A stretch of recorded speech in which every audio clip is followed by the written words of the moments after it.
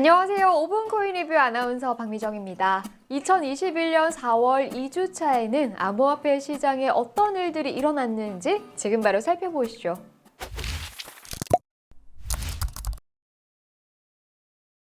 스캠 경고가 최근 아주 많이 울리기 시작했습니다. 바로 대체 불가능 토큰 NFT 때문이라고 하는데요. 왜 NFT 스캠이 갑자기 기승인지, NFT 스캠을 피하기 위해서는 어떻게 해야 하는지 살펴보겠습니다.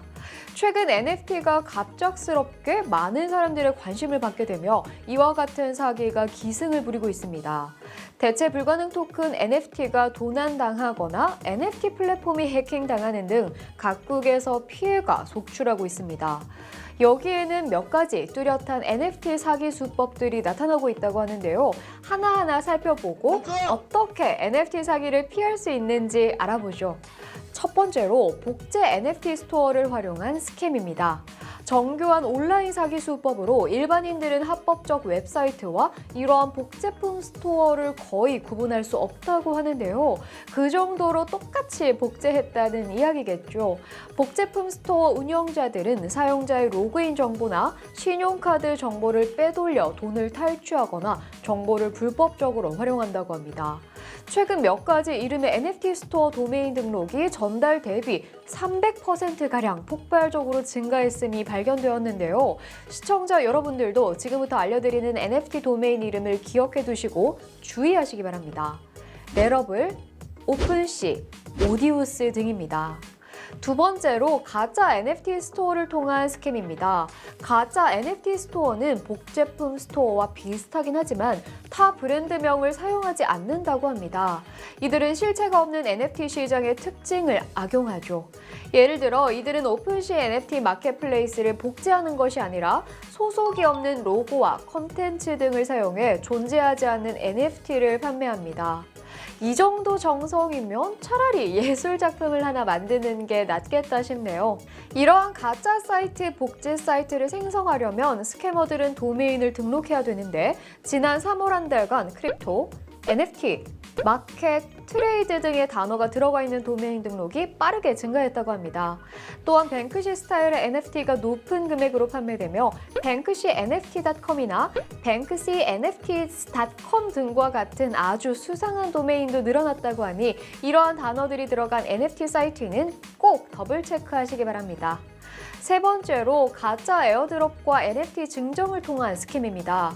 에어드롭은 사용자 기반을 넓히고 사용자들의 참여적 동기부여를 위해 토큰이나 코인을 무료로 나눠주는 것을 뜻하죠. 여기에도 가짜가 기승이라 합니다.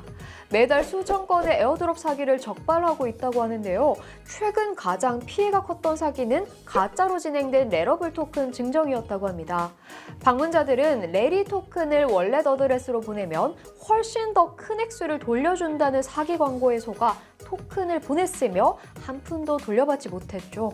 에어드롭 이벤트 참여 시 믿을 만한 업체에서 진행하는지 여부를 꼭 확인하시고 지나치게 액수가 큰 이벤트일 시 실체가 있는 것인지 여부를 한 번 더 확인하시기 바랍니다. 마지막으로 SNS를 활용한 NFT 스캠입니다. 소셜미디어를 활용한 사기는 가장 최신 사기 수법이라 하는데요. 이 수법은 프로젝트 사용자들이 모여 소통하고 정보를 공유하는 소셜미디어 채널에서 주로 이루어진다고 합니다. 대표적 예로 디스코드 등의 SNS 채널이 있는데요. 대부분 자신들이 공식 지원사이거나 공식 커뮤니티라 주장하며 채널을 만들어 글을 올리고 해당 그룹에 링크를 전송한다고 합니다. 이런 링크는 절대 열어보면 안 되겠죠. SNS를 활용한 스캠의 경우 구글이나 트위터에 검색만 해봐도 간단히 진위 여부를 밝힐 수 있다고 합니다.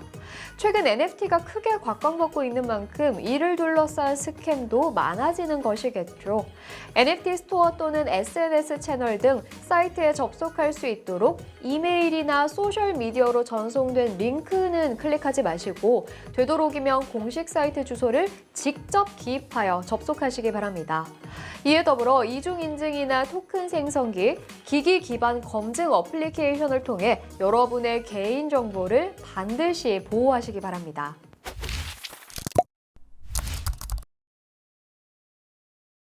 탈중앙화 스테이블 코인인 페이 프로토콜을 만든 페이랩스가 지난 3일 제네시스 이벤트로 무려 63만 9천 개의 이더리움을 모금해 화제를 모았죠. 이는 13억 달러, 한화 약 1조 4,677억 원에 달하는 금액으로 규모 자체가 입이 떡 벌어지는 수준이었습니다.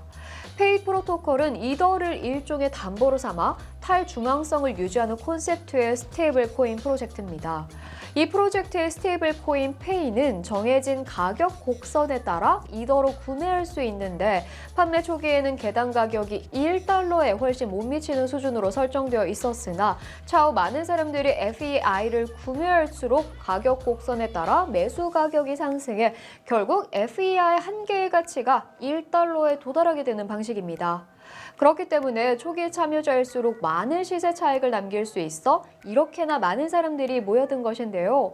그러나 코인을 출시한 지 채 하루도 되지 않아 이러한 가격 구조에 상당한 문제가 있다는 사실이 밝혀졌습니다.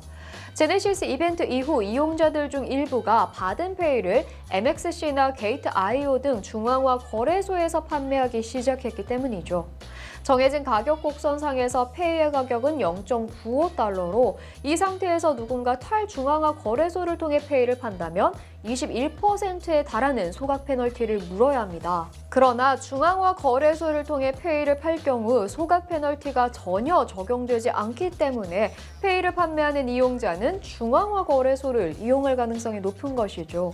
현재 중앙화 거래소에서 판매되는 페이의 가격은 약 0.79달러로 페이코인의 매수 매도가 모두 중앙화 거래소를 통해 이루어질 경우 페이 가치 1달러 도달이라는 목표는 성공할 수 없게 됩니다. 현재 계속 하락세를 보이는 페이, 기존의 가격 곡선을 따라 1달러에 도달할 수 있을지 조금 더 지켜봐야겠습니다.